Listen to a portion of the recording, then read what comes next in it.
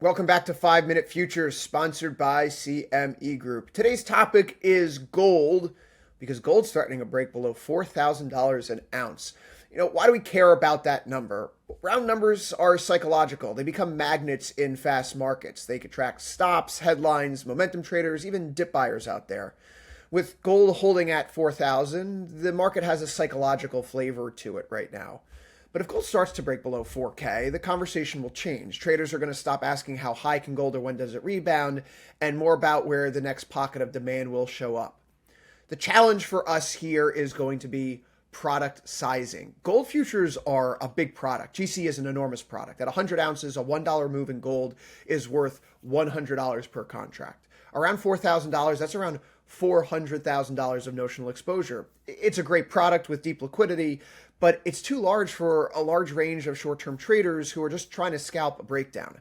Micro gold MGC can help solve this problem, but it still may be expensive for fast scalping. At 10 ounces, a $1 move is worth $10. A $20 move is worth $200 per contract. So in a taper, gold can move 20 or 30 bucks at a time. That adds up quickly.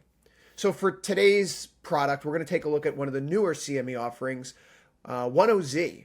1 ounce of gold exposure, a $1 move, roughly $1 of P&L, around $4,000. That's roughly $4,000 of notional exposure. Same gold story, smaller expression, much tighter control. So the concept for today is about sizing the product to the trade. A lot of traders get direction right, but still lose money because the product is far too large for the trade setup.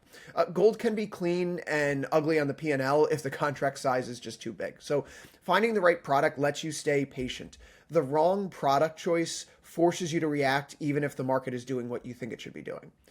With 10Z, you're afforded precision in your sizing. We're trading on the break of a major level without letting the contract size dominate our decision and risk management here. So here's the framework that we're looking at on the charts right now. I'm focused on the level right around $4,000 an ounce, $420 to be clear. The dip below 4,020 means that, well, maybe the market's breaking down. On its own, it means little. And as we've seen today, intraday, this Wednesday, June 24th, we've already had a dip below that level, only to be bought back up. So we need to see a break, a failure to reclaim it, and a market that starts to accept the trade is beneath this former swing support that we found all the way back in last November 2025. And I point out that level because it's the final swing low in gold before it begins its momentous historic trek all the way up towards $5,600 an ounce. This is a major important bottom, and losing this could signal the next wave of liquidations. So if gold breaks $4,000 and we get that confirmation, say here on a 4-hour chart, then we have an opportunity to scale in further short. I'm going to look over at 10Z where I've already been building a position in recent weeks. And so another move below that 4,020 level will trigger an additional leg into my short. Assuming gold breaks down below 4,000, let's say touches 39.85, 39.75, I'm going to short this through 10Z.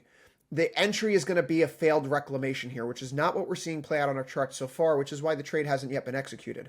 But if we see gold break down below 4K, which it has, bounce back, and then over the course of today's session, put in that 4-hour close below that level, we'll have confirmation that we're seeing some supply, some support in this market chipped away and ultimately giving way. So the setup here is going to be on the next move lower with that 4-hour close below $4,020. We're going to sell 10Z here.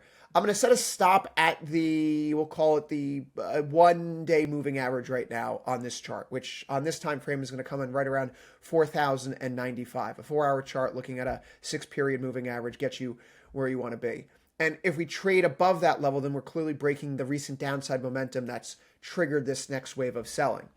Where will our stop be then? That does mean if we're looking for a break below 40.20, let's say we get in at 40.20 on the dot, you're looking for about $60 worth of risk. And it is a momentum trade. So where do you leave your target? Well, you usually look for making 3-1 on a trade like this. So perhaps looking for a move down into the low 3900s would be appropriate. But a different may as well. If we want to consider the fact that this is a market that has been breaking down, let the market tell you when it's time to get out. Follow the technical indicators. Follow your momentum set up on your screen. And once the momentum starts to turn on a lower time frame, like 1 hour, maybe that's when it's time to exit the position, should it be in a profitable state. So because 1OZ is 1 ounce. The math here is very clean. The risk is roughly $1 per move. If gold goes down $50, you lose $50. If it goes up $50, you gain $50. And that's the whole point of using the smaller product. It's the precision. It's the ability to build into a position. 10 1OZ contracts is equal to 1 MGC. 100 1OZ contracts is equal to 1 GC. You can fine-tune your exposure as you try to scalp around what may be a meaningful and significant market breakdown. So once the trade starts working, I want to see that momentum kick in. I want to see the market show that acceleration on that 1 hour, that 4 hour time frame. But we first need that close below 40.20. When gold is sitting on a major level, we want to be precise with this. We don't want to get in too early. We don't want to miss the move either here. So I like to use 1OZ and MGC sometimes to help build into these positions. That's today's 5-minute futures.